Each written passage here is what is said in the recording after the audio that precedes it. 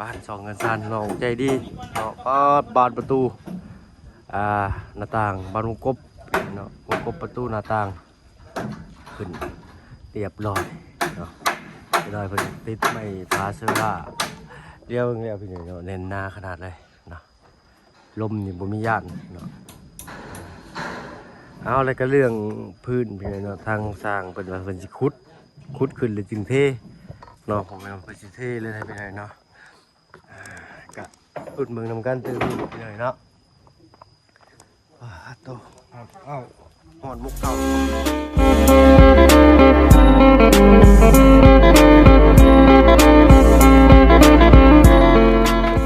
กราบทักทายได้พี่น้องเด้อเนาะกราบทักทายสบายดีผู้ใหญ่ใจดีแล้วก็ FC เบิร์ดทุกท่านที่เขามาหับมาชม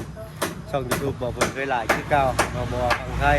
ฝั่งลาวแล้วก็ทั้งฝั่งต่างประเทศยินดีต้อนรับเข้าสู่ช่อง YouTube บ่เพิ่นเคยหลายเช่นเคยพี่น้องเนาะงามพอหรือ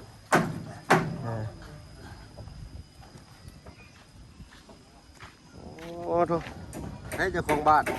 ฮะนะโอ้มานี่เนี่ยอะไรอ่ะนะเอาเห็นอะไรก่อนสวัสดีเด้อพ่อฮะเนี่ยฮะเอาไปสวัสดีลูกหายแล้วไปแล่นบึงหลุดเลยเด้ออะไรดิแม่ไปยังนอนจีดีเจอขี้เล่คนดำแต่ลายยางอะไรเป็นคนขี้ไล่ลายยางพวกลายยางพวกทางนี้เป็นดีประคบประงมลูกร้ายกว่าไปหน่อยเนาะคือทางบ้านเรานี่ถ้าให้ถ้าแอบนี่ก็สิใช่ไม่ตายถ้าไม่ตายดูว่าบอกซ้อนเอาถ้าว่าให้ที่ตลอดนี่บ้านท่านนี่สิมีวิธีเนาะแก้เพชรเพิ่นสันสเต็กกับโบรุนแรงจนเกินไปเราถือว่าเรื่องแต่วิธีการของไฟเพิ่นเลยนะเป็นได้บ้านยังไงขึ้นงามมากบ่ปลาลุงเพิ่นทางผู้ใหญ่เป็นว่าอยากให้สีขาวประทาบงกบก่อน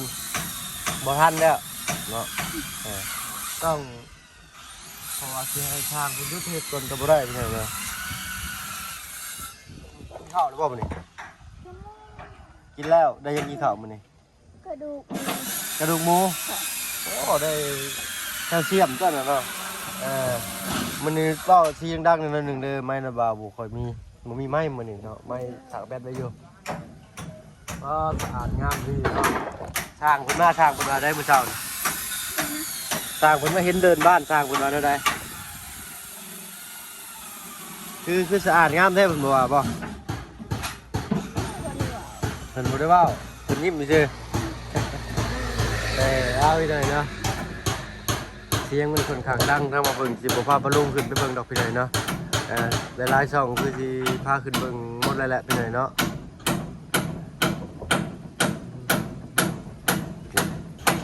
ตอกมั่งสร้างพื้นเนาะตอกมันตอกอะไรเนาะต่ำใส่เป็นได้ไปเบิ่งก็บ่อันปูนปีนนั่นชายเซยบ่ได้เปียกฝนบ่ได้ตกเนาะเมื่อคืนนี่เนาะมื้อนี้แหละฝนสิตกนี่นะมีทางชายกันทางละบ่ได้ยินมาดิพี่หน่อยเนาะเสียงดังขนาดนั้นทางละปูนต้นหนึ่งพ่อป่ะปูนต้นหนึ่งพ่อป่ะปูนต้นหนึ่งพ่อป่ะปูนต้นหนึ่งซาสอบเนาะโดยเพิ่นว่ายังจีคุดลงอยู่เนาะทั้งเพิ่นยังจีคุดลงอยู่พี่หน่อยเนาะบ่ต้องห่วงเนาะสูงแน่นอนถ้าว่าเท่ขึ้นเลยนี่แห่ง10 เมตร 6ตอนนี้1 เมตร 7 10 เซนมันจะขุดลงอยู่ประมาณ10 เท่ขึ้น5ประมาณ10แม่นตอนนี้ขุดลงค่ากล้องก็ได้เนาะยังให้สร้างกินมื้อนี้เนาะอาหารยังกระดูกหมูถึงพ่อสร้างยังตอกคนตีแห้งเนาะมื้อนี้เนาะ สร้างเพิ่นได้กินกระดูกหมูฮะ ยังไม่ได้กิน ยังบ่ได้กิน กินได้น้อยกิน จังน้อยจังใช้เพิ่นกินเนาะเอาพี่หน่อยเนาะป้าไปนั่งเงินดีอยู่พุ่นล่ะไปพุ่นแล้วบุไปนั่งดูเตียงบุถ้ามีลมพัดมาพี่หน่อยเนาะอากาศค่อนข้างดีเนี่ยมื้อนี้มีลม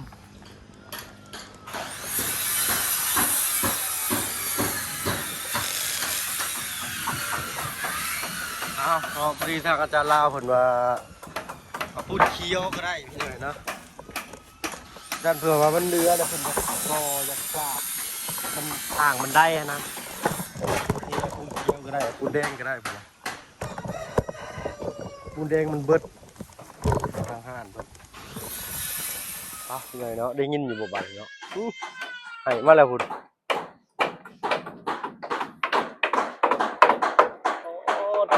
โรงเรียนมาแล้วโรงเรียนนี่จักปีเลยเนาะโรงเรียนเราจักปีเลยเรียน13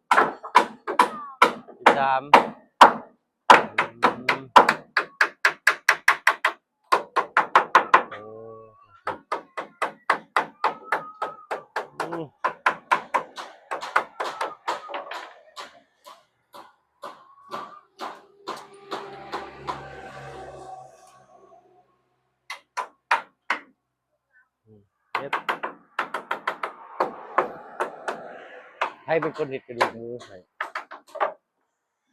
ฮะแม่จะบ่เห็ดกินเห็ดก็กินยังบ่เป็นหรอกนี่ ไม่ ฮะ ว่าทันไม่เฮ็ดอยู่ เห็ดนี่นู่นยังไงหน่อไม้แกงเป็นบ่หน่อไม้โอ้ เนาะ แซ่บแซ่บ บ่แซ่บทางก็บ่มีแห้งกอกไม้แล้วเจ้าแกงก็ไม้บ่แซ่บ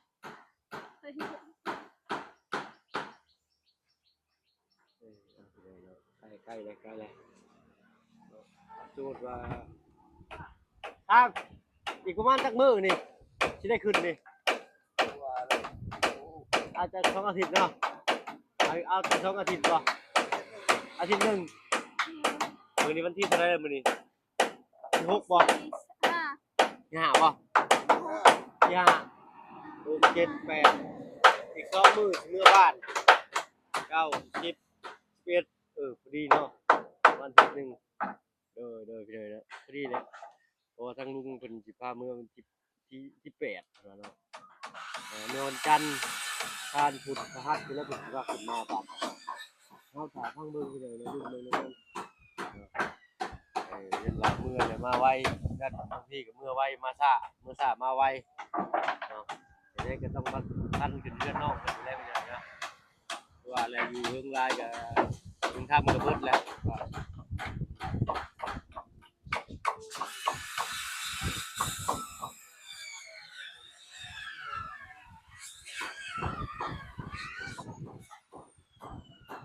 ตั้งแหละมืออื่นเท่บ่มืออื่นหรือยังก่อนตัวนี้ก่อนเนาะไปหากระสังปูนให้10 สอบเดี๋ยวอีกมือใกล้สิเทจริงสั่งมีอีกเนาะยันฝนตกมีฝนไหวได้แต่เพิ่นขุดซะก่อนพี่หน่อยเนาะขุดเลยจึงสั่งก็ได้เพราะว่าถ้าเฮาสร้างมาแล้วไหวอยู่ทางเงินเพิ่นมันลำบากแต่หั่นก็ยังกั้นใจอยู่พี่หน่อยเนาะยันฟ้าฝนถึกยันมันแข็งก่อนจะได้เงินนะพี่หน่อยเนาะ10 กระสอบแล้วก็ล้าน100,000ล้าน100,000นี่พวกมันเงินน้อยๆเลยพี่หน่อยเนาะ1,600 1,700 1,600กับ1 ล้าน 7,800 1,800 บาทพี่หน่อยเนาะ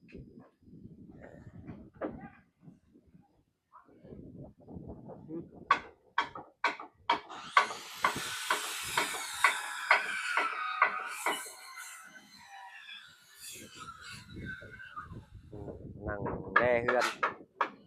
ฮือนงามเนาะคักแล้วบาทนี่ใกล้แล้วพี่น้องใกล้สิได้ขึ้นเฮือนใหม่ใส่หญ้าเต็มประมาณอาทิตย์หนึ่งเด้อน้องจะดีเด้อประมาณอาทิตย์หนึ่งทางสร้างแหล่เพิ่นประมาณอาทิตย์หนึ่งสิได้ขึ้นเฮือนเนาะดีใจบ่สินไปยิบแล้วสินน่ะ ยังบ่ได้ยิบจ้ำยิบถิ่นใส่งามเนาะเดี๋ยวถ้าเบิ่งถิ่นน้องเพิ่นเลือกเองพี่น้อยเนาะที่ ไล่ งามสิกี่ได้ซำใดเนาะเป็นไดบ่าวดุลหักเนาะทางบ่ลุง FC เพิ่นว่าคือบ่ท่าบงกบก่อนเพิ่นบ่ทันเด้เนาะขึ้นไปบ้านนี้แหละ ก็บ่เป็นหยัง ก็ท่าได้อยู่ก็ซำนี้นะแต่ว่าสร้างเพิ่นสิเจาะสิหยังมันก็ติดมือเพิ่นแล้ว อย่าเพิ่นแล้วมอบหมายเพิ่นล่ะ เถอะ ให้เพิ่นค่าเพิ่น อะไรพูดแล้ว แล้ว เพิ่น แต่ความสะดวกของเพิ่นแล้วบ่เพิ่นเลย เหนื่อย อันนี้แต่ว่าเก็บเรียดแนวเลยได้ เรียนแล้วนี่ได้ว่าเพิ่นพูดแล้วเพิ่นแล้วบ่ได้เพิ่นสิเฮ็ดเพิ่นเฮ็ดตอนนี้นี่ก็ห้วยทั้งสิซิวออกก็ยังติดมือเราแล้วบ่อะไรอยู่ดอกเดี๋ยวเพิ่นค่อยท่าเอา แม่เพิ่นบ่เพิ่น สิมีเป่งน้อยอยู่ดอก เพิ่นบ่ความหมายนะคือเพิ่นเฮ็ดแล้วเบิดพุ่นไปสิสิท่าถ้าไปท่าแล้วเพิ่นสิไปเจาะไปหยังน่ะมันสิติดมือทีมันก็สิมุยุ่นนี่หั่นนะเพิ่นแล้วเบิดแล้วไปสิท่าไม่ยากดอกเพิ่นเอาเนาะเก็บทีมันกบ มื้อนี้นี่ ใบมันเลยสิใบมันเลยน่ะใบวงกบอ่ะ ใบมันเดี๋ยว ใบประตู เบิ่งอยู่ โดย พอส่วนใดก็นั่นแล้ว เลยบ่ค่อยยังปูนอีก10กระสอบยังบ่ได้เอามา เพิ่นบ่ แม่นยังงบบ่ค่อยยังเยอะ1ล้าน1ล้าน1แสน50บาทปูนนั่น1ล้าน1แสนปูนเลย แต่ว่าเดี๋ยวไปสินั่นก่อนต้องไปเบิ่งบานมาให้ก่อนมื้อนี้ดีๆบ่ดียังได้ขึ้นมาเรื่องนี้ บ้านอันนั้นน่ะคือบ้านประตู อันนี้นี่บ้านวงกบ บ่แล้ววง กบบ่ กับบ้านเราเอิ้น วงกบบ้านอื่นเนาะ ขอบตรงเยี่ยม ขอบวงเยี่ยมวงกบส่วนมากเขาชื่อวงกบวงกบแล้วก็ใบประตูใบหน้าต่างว่าจ้ะ ปองเยี่ยม บ้านอื่นปองเยี่ยม ตามนั้น เดี๋ยว เอา เนาะ โอเคคุยกับน้อง โดยบ้านจะอื่นยังนี่ประตูเฮือนนี่ปองเยี่ยมนี่ ดวง ดวง ดวง พี่น้องเนาะดวง ฮะ ประตูนั่นน่ะบอกว่าเป็น แม่น กระดวง กระต้วงแค่แต่ว่าเฮาเว้านี่มันอยากออกมันอยากเนิ่ๆแบบคืออันลาวเฮาเว้าภาษาไทยเลยอยากออกเนิ่หน่อยนึงหั้นนะพี่น้อยเนาะแบบซั่นแหละความหมายพี่น้อยเนาะเว้าถูกอยู่แต่ว่าออกสำเนียงเนิ่หรือว่าขาดๆเกินๆหน่อยนึงหั้นนะเนาะเอาเรืออีกข้างนั่นพี่น้อยไม่ต่อของตามน่าสิพออยู่ไอ้ช่างอันว่าไม่นี่กะว่าพ่ออยู่บ่เนาะ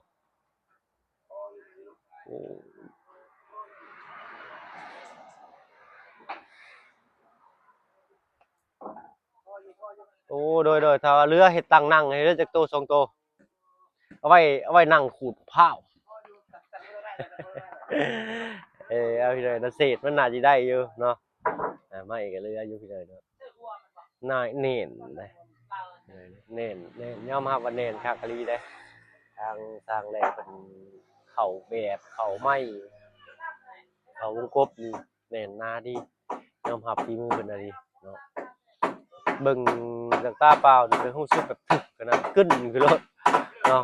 กึ้นคือแบบว่าแน่นหน้าแบบถึกกันนะเนาะเอาคอมเมนต์กันเข้ามาปะลุง FC เนาะว่าถึงมุกถึงใจอยู่บ่การเฮ็ดเรือนชานบ้านช่องของสังแลเพิ่นในแล้วก็เทพื้น8ล้านเด้อแล้วก็เงินอันนั้นเด้อบัดนี้น้องเด้อเงินนำบ่าวนี่เดือน1ล้าน1แสน50,000นะบ่าวสิสั่งปูนมาอีก10กระสอบเด้อเนาะ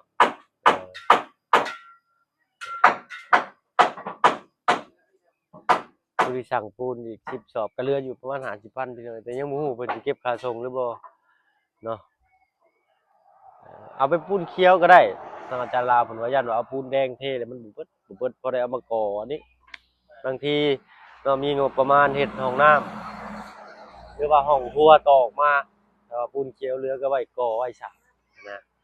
นาะคิดเผื่อไว้30สอบนี่พอ10สอบนี่เกือบพอพี่น้องเนาะแต่ว่าเช้านี่เรือถ้าเรือก็สิเรืออยากหลายถ้าต้องเบิ่งนำว่าเพิ่นขุดลงจากเส้นน่าสิ15ผมบ่จักเนาะ15 10เส้น15เส้นผมบ่จักแต่ว่าปูพืชเทพื้นบ่แม่นปูพื้นพี่น้องเทพื้นแต่ว่ามันบางเนี่ยอย่ามันแตกอืมโอ้